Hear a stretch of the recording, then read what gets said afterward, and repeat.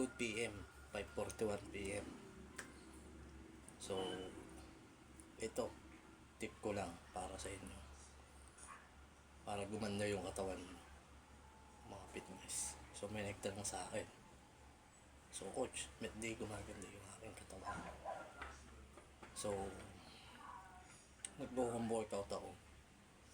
So, paano yung gaganda yung katawan mo?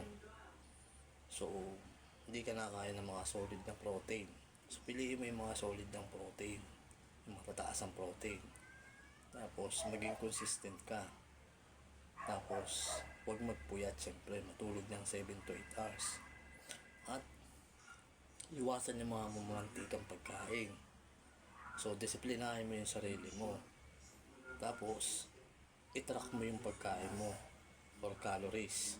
So, pag di ka pa marunong mag-track ng calories, so, kahit bumili ka ng timbangan ng weighing scale, doon mo titimbangin yung kakainin mo sa araw-araw yun ha.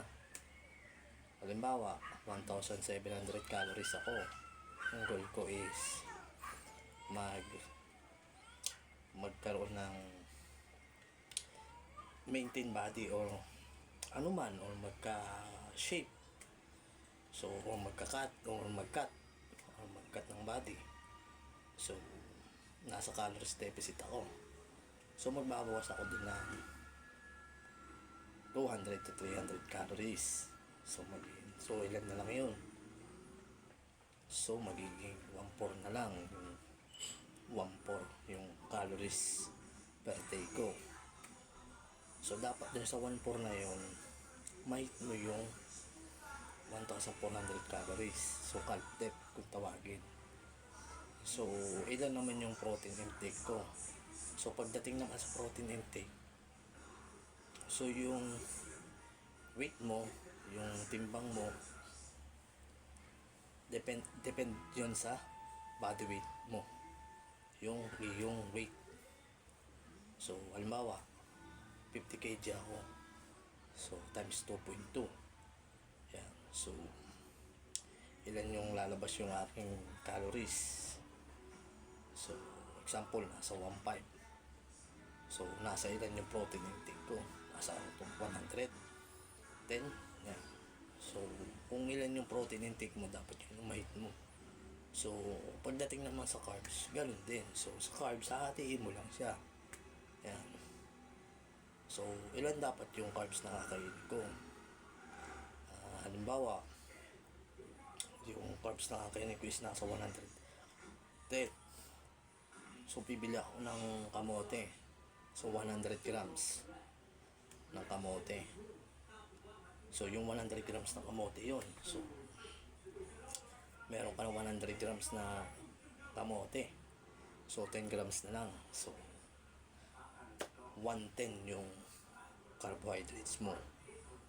Yun. So, hahatiin mo lang siya, yung carbohydrates mo. So, pagdating naman sa fats, kailangan mas mababa lang yung fats. Yan. So, pag sinabing fats, carbs, and protein, yun yung macro. Yan. So, macro nutrients, mga fitness. Yan. So, makukuha mo yung maintenance calories mo is based doon sa BMR mo tsaka sa TDEE. Yan. So, anong ibig sabihin ng BMR? Basal metabolic rate. Sa TDEE is total daily energy expenditure. Yan. Mga fitness. So, may tinatawag tayo na active. Yan. So, sedentary, moderate, not active lifestyle.